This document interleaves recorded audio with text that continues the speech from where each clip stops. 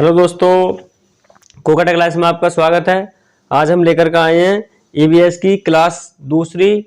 कल हमने क्लास पहली की थी और अभी सरकारी सूत्रों से पता चला है कि 2023 की सीट यूपी टेट की परीक्षा बहुत जल्द होने वाली है। इसका नोटिफिकेशन भी जारी हो गया है, तो प्रशासन की ओर से अभी पूर्ण रूप से मंजूरी नहीं मिली है। तो इसी वजह से गाइस सब लोग अपनी अपनी तैयारी में लग जाइए। और आज देखते हैं क्लास 2। तो ईवीएस की क्लास 2 में क्वेश्चन नंबर पहला, कौन सी प्राकृतिक आपदा नहीं है? कौन सी प्राकृतिक आपदा नहीं है? भूकंप, शॉर्ट सर्किट से लगी आग, सुनामी, चक्रवात। तो भूकंप जो है हमारा ये प्राकृतिक आपदा है, सुनामी ये भी प्राकृतिक आपदा है, चक्रवात ये भी प्राकृतिक आपदा है। तो इसका सही उत्तर हो जाएगा शॉर्ट सर्किट से लगी आग, ये प्राकृतिक आपदा नहीं है। तो क्वेश्चन नंबर पहले का उत्तर हो जाएगा शॉर्ट सर्किट से लगी आग, यानी ऑप्शन बी इसका सही उत्तर होगा। अब बात करें क्वेश्चन नंबर 2। 71% पृथ्वी का तल ढका हुआ है, मतलब 71% जो तल है पृथ्वी का वो किस चीज से ढका हुआ है? भूमि से, हवा से, जल से, कोयला से।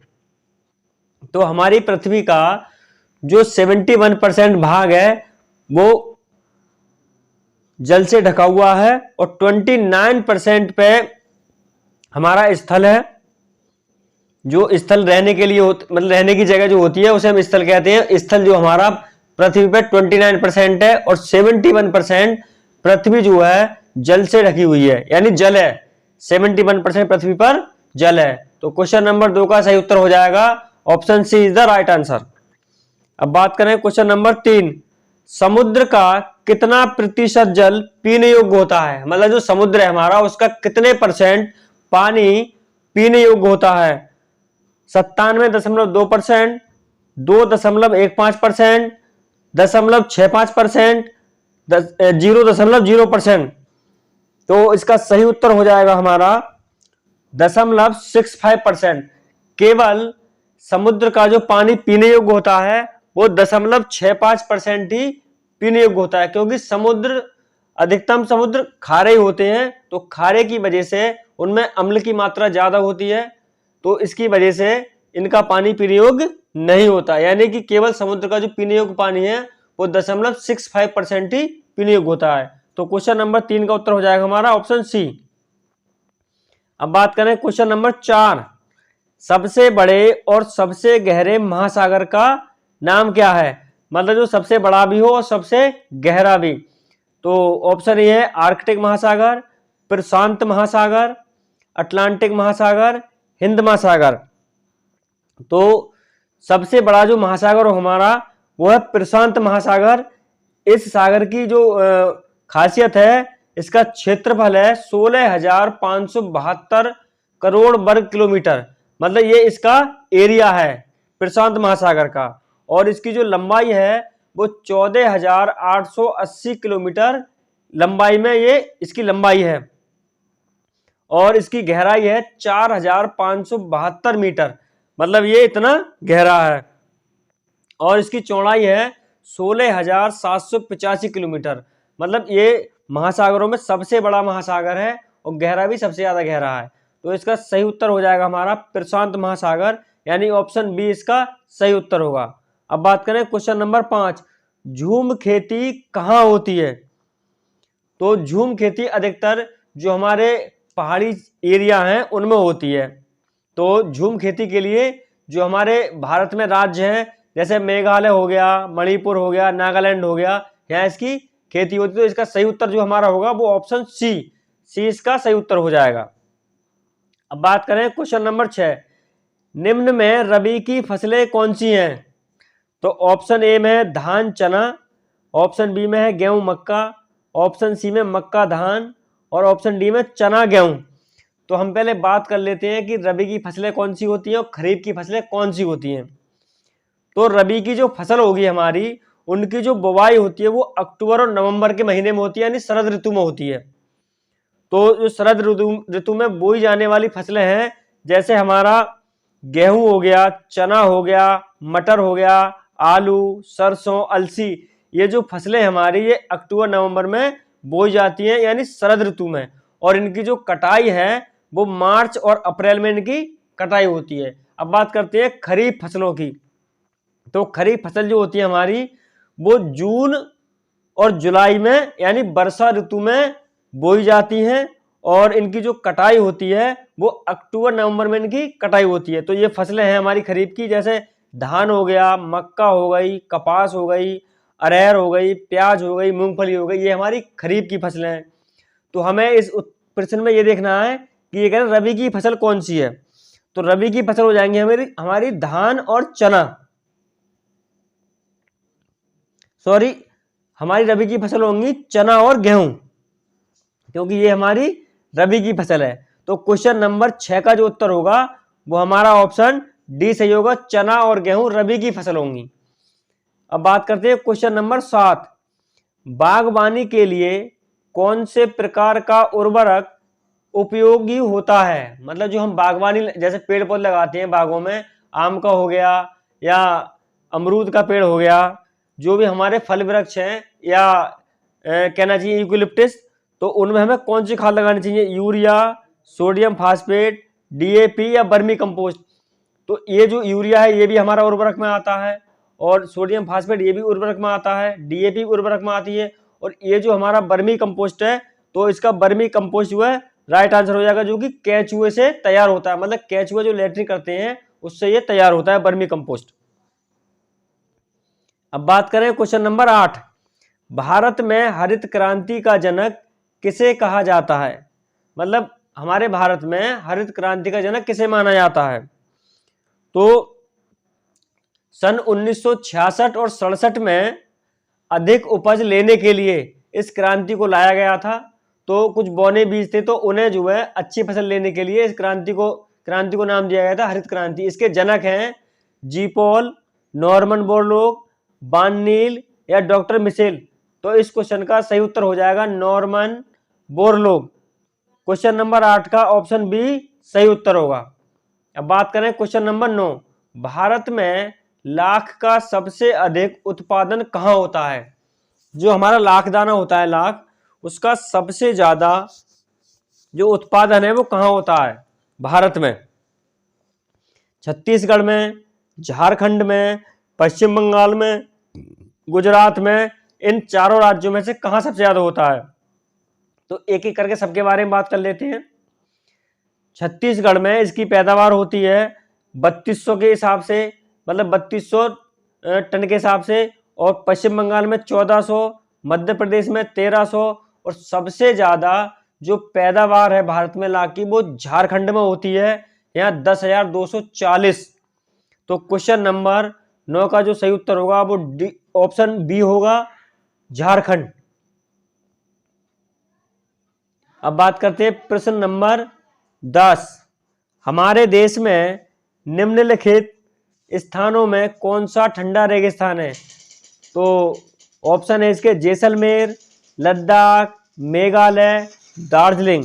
तो क्वेश्चन नंबर 10 का जो सही उत्तर होगा वो होगा हमारा ऑप्शन बी, लद्दाख, जो कि जम्मू कश्मीर राज्य में स्थित है। लद्दाख जो है हमारा वो जम्मू कश्मीर में है, और हमारे देश में जितने भी स्थान हैं सबसे ठंडा रेगिस्तान हम लद्दाख को कहते हैं। अब बात करें क्वेश्चन नंबर 11, कोटोपैक्सी एक जागृत ज्वालामुखी है जो अब स्थित है। मतलब हमें ये 4 ऑप्शन दिए हैं, सिसिली में, हवाई में, एंडीज में, रॉकीज में। ये 4 ऑप्शन दे रखे हैं, इन 4 में से कौन सा सही होगा। तो एंडीज इसका सही उत्तर हो जाएगा हमारा ऑप्शन सी, एंडीज में। मतलब जो कोटोपैक्सी एक जागृत ज्वालामुखी है ये स्थित है एंडीज में, क्योंकि ये विश्व का सबसे ऊंचा ज्वालामुखी पर्वत है जो दक्षिण अमेरिका महाद्वीप के इक्वेडोर में एंडीज पर्वतमाला में स्थित है। अब बात करें क्वेश्चन नंबर 12, भारत में हिमालय की सबसे ऊंची चोटी का नाम क्या है। मतलब भारत की सबसे ऊंची चोटी कौन सी है और विश्व की सबसे ऊंची चोटी कौन सी है। तो ये हम अभी इस क्वेश्चन में बात करेंगे। तो देखिए विश्व की सबसे ऊंची चोटी तो माउंट एवरेस्ट है, जिसकी ऊंचाई 8,848 मीटर है। और भारत की जो सबसे ऊंची चोटी है वो माउंट केटू है, जिसकी ऊंचाई लगभग 8,611 मीटर है। और ये हमारे भारत में स्थित है। और माउंट एवरेस्ट जो चोटी है वो नेपाल में स्थित है। नेपाल में इसे सागर माथा नाम से भी जाना जाता है, या लोग सागर माथा इसे कहते हैं। तो क्वेश्चन नंबर 12 का जो सही उत्तर होगा वो हमारा ऑप्शन ए होगा, माउंट केटू। अब बात करें क्वेश्चन नंबर 13, विश्व का सबसे ऊंचा पठार कौन सा है? दक्कन का पठार, मालवा का पठार, छोटा नागपुर का पठार, या तिब्बत का पठार? तो बात करते हैं क्वेश्चन नंबर 13 के इन चारों ऑप्शनों की, इनमें सही उत्तर हो जाएगा हमारा ऑप्शन डी। विश्व का सबसे ऊंचा पठार तिब्बत का पठार है, क्योंकि यह पठार जो है इसकी ऊंचाई 4,500 मीटर ऊंचा है, लगभग 14,800 फीट, मतलब 4,500 मीटर इसकी ऊंचाई है। तो फीट में अगर हम इसे कन्वर्ट करेंगे तो 14,800 फीट। ये पूरब से पश्चिम तक 1,000 किलोमीटर तक ये फैला है, और इसकी चौड़ाई 2,500 किलोमीटर है। और इसके आसपास सबसे लंबे 14 पर्वत इसी क्षेत्र में पाए जाते हैं। मतलब ये जो हमारा पठार है तिब्बत का, इसके आसपास यानी इर्द गिर्द 14 पर्वत पाए जाते हैं जो इसी क्षेत्र में होते हैं। अब बात करें क्वेश्चन नंबर 14 की। गोबी मरुस्थल विश्व का सबसे बड़ा मरुस्थल है। इसका एक भाग निम्नलिखित में से किस देश में आता है? ऑस्ट्रेलिया में, सऊदी अरब में, मंगोलिया में, मेडागास्कर में? तो बात करें गोबी की, तो गोबी दुनिया के ठंडे रेगिस्तानों में से एक है। मतलब जो दुनिया के ठंडे रेगिस्तान है उनमें से एक है ये गोबी जो मरुस्थल है वो एक है। और यहाँ क्या होता है, 0 डिग्री सेंटीग्रेड से 40 डिग्री सेंटीग्रेड से नीचे हमारा टेम्परेचर चला जाता है, जिसका कारण यह है कि ये ठंडे रेगिस्तान मरुस्थल में इसकी गिनती होती है। तो क्वेश्चन नंबर 14 का जो हमारा राइट आंसर होगा वो होगा मंगोलिया। मंगोलिया इसका सही उत्तर होगा। अब बात करते हैं क्वेश्चन नंबर 15 की। तिब्बत की सांगपो नदी भारत में किस नाम से जानी जाती है? मतलब जिस नदी का नाम तिब्बत में सांगपो है वो भारत में किस नाम से जानी जाती है? गंगा नाम से, यमुना, ब्रह्मपुत्र, या सिंधु? तो ये विश्व की सबसे बड़ी नदियों में से एक, जो हमारे विश्व में बड़ी बड़ी नदियां हैं उन नदियों में से ये सांगपो नदी एक है। ये 2,525 किलोमीटर लंबी है और ये 5 राज्यों से होकर गुजरती है। उन राज्यों के नाम है, उत्तराखंड से होकर गुजरती है ये, यूपी उत्तर प्रदेश, झारखंड, बिहार, पश्चिम बंगाल के फरक्का नामक स्थान पर बांग्लादेश में प्रवेश करती है, जहां इसे पद्मा नाम से जाना जाता है। मतलब बांग्लादेश में जब ये प्रवेश करती है तो इस नदी को वहां पद्मा नदी कहते हैं। और जहां पर ये ब्रह्मपुत्र में जाके मिलती है, पश्चिम बंगाल में से हम ब्रह्मपुत्र नाम से जानते हैं। तो ये इसका नाम भारत में ब्रह्मपुत्र होगा। यानी क्वेश्चन नंबर 15 का जो सही उत्तर होगा वो हमारा ऑप्शन सी है, ब्रह्मपुत्र। इसे ब्रह्मपुत्र नाम से जाना जाता है। अब बात करें क्वेश्चन नंबर 16 की। भारत में सबसे बड़ी प्रायद्वीपीय नदी कौन सी है? कृष्णा, गोदावरी, कावेरी, या महानदी? तो क्वेश्चन नंबर 16 का सही जो उत्तर होगा हमारा बी, ऑप्शन बी, गोदावरी। तो इनके बारे में बात कर लेते हैं। गोदावरी 1,465 किलोमीटर की लंबाई है इसकी। अच्छा, बात करें कृष्णा नदी की तो इसकी 1,400 किलोमीटर लंबाई है। बात करें नर्मदा की, ये 1,312 किलोमीटर की लंबाई है इसकी। बात करें महानदी की, ये 858 किलोमीटर की लंबाई है इसकी। बात करें कावेरी की तो ये 805 किलोमीटर है। तो मैंने इस नदी के अलावा और नदियों के बारे में भी बता दिया। तो इसका सही उत्तर होगा हमारा ऑप्शन बी, यानी गोदावरी इसका सही उत्तर होगा। Question number 17। भारत में सबसे बड़ी सिंचाई नहर कौन सी है?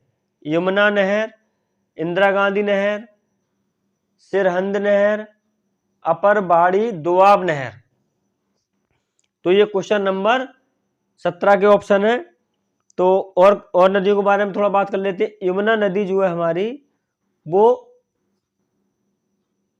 छोटी नदी है, लेकिन हमें देखना है यहाँ सिंचाई नहर देखना है कि इनमें सिंचाई नहर, सबसे बड़ी सिंचाई नहर कौन सी भारत में।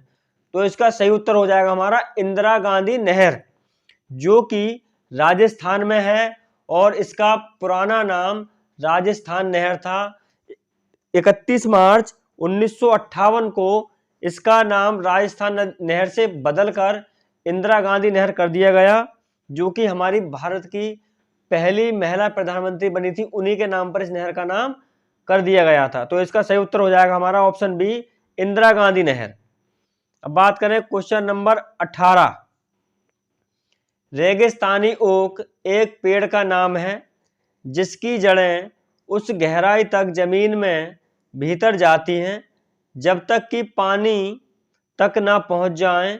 इस पेड़ की जड़ों की गहराई इस पेड़ की ऊंचाई से लगभग 30 गुनी होती है। ये पेड़ कहाँ पाया जाता है? मतलब ऐसा पेड़ जितना वो स्थल पे ऊपर हो उससे कहीं ज्यादा, मतलब उसकी अपनी लंबाई का 30 गुना गहराई तक उसकी जड़ होती हैं। तो ये पेड़ कहाँ पाया जाता है? आबू धाबी में, ऑस्ट्रेलिया में, रूस में, राजस्थान में। तो इसके बारे में कुछ पहले थोड़ा जान लेते हैं। तो इसके तने में पानी का कटोरा होता है एक तरह से, मतलब इसमें जो पेड़ है, इसके जो तने हैं वो पानी को सोख लेते हैं, यानी अपने अंदर एब्जॉर्ब कर लेते हैं, इकट्ठा कर लेते हैं। तो वहां के जो निवासी हैं इसमें पानी के पतले पाइप लगा करके उस पानी को बाहर निकालते हैं और उसे पी लेते हैं। तो इसका जो सही उत्तर होगा क्वेश्चन नंबर 18 का, वो हमारा ऑप्शन बी होगा। ये पेड़ जो है हमारा ऑस्ट्रेलिया में पाया जाता है। कभी कभी स्टूडेंट गलती कर देते हैं, इसका उत्तर लगा देते हैं राजस्थान, लेकिन राजस्थान में नहीं पाए जाते हैं ये पेड़ केवल ऑस्ट्रेलिया में ही पाए जाते हैं और इसका सही उत्तर होगा हमारा ऑप्शन बी, ऑस्ट्रेलिया। अब बात करें क्वेश्चन नंबर 19 की। WWF से क्या आशय है? तो इसके ऑप्शन है world wide fund, world war fund, world wildlife fund, world watch fund. तो इसमें क्या होता है, ये विश्व वन्य जीव कोष है, मतलब ये जो संस्था है हमारी WWF, ये विश्व वन्य जीव कोष है।